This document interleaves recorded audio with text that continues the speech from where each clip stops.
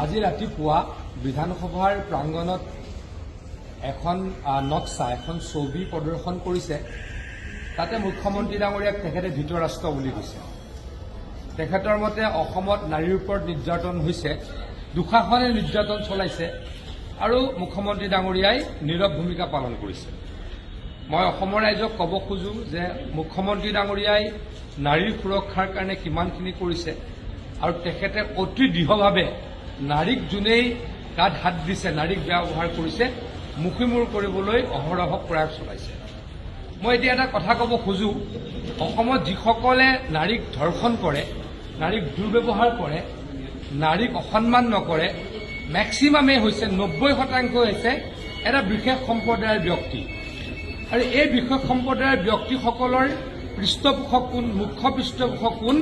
অখিল গগৈ ডাঙৰীয়া। এই বিশেষ সম্প্ৰদায়ৰ দুঃশাসনসকলৰ জ্যেষ্ঠ ভাতৃ কোন?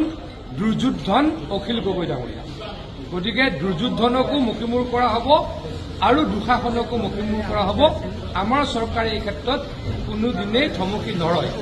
মই আকৌ কৈছো, যিসকল দুঃশাসনে নাৰীক অত্যাচাৰ কৰে, নাৰীক ধৰ্ষণ কৰে, এই দুঃশাসনসকলৰ পৃষ্ঠপোষকতা কোনে কৰি আহিছে?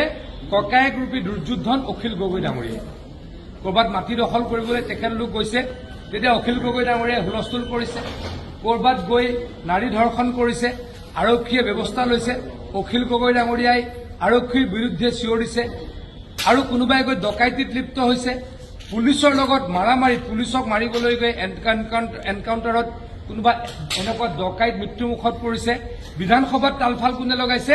এই দুৰ্যোধন অখিল গগৈ ডাঙৰীয়াই।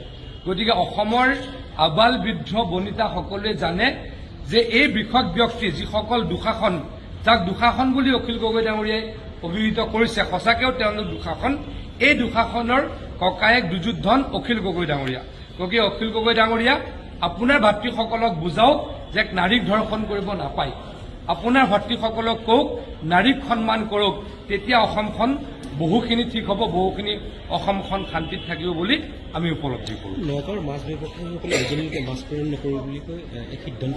অখিল গগৈ ডাঙৰীয়াৰ পৰা এইটো এটা কমেণ্ট বিচাৰক। তেখেত উজনি অসমৰ হয় আৰু তেওঁৰ ভায়েকসকলেই মাছ বন্ধ কৰিম বুলি কৈছে। অখিল গগৈ ডাঙৰীয়াই যাক পৃষ্ঠপোষকতা কৰে, কংগ্ৰেছে যাক পৃষ্ঠপোষকতা কৰে, তেখেতসকলৰ ভাতৃ, তেখেতসকলৰ কোনোবা ল'ৰা, সেইসকলে উজনিলৈকে মাছ নপঠাওঁ বুলি কৈছে। তেখেতসকলে এটা কমেণ্ট কৰক, তাৰ পাছত ডেফিনেটলি আমি নিশ্চয়কৈ ব্যৱস্থা ল'ম বুলি উজনিৰ ৰাইজক আমি আশ্বস্ত কৰিছোঁ।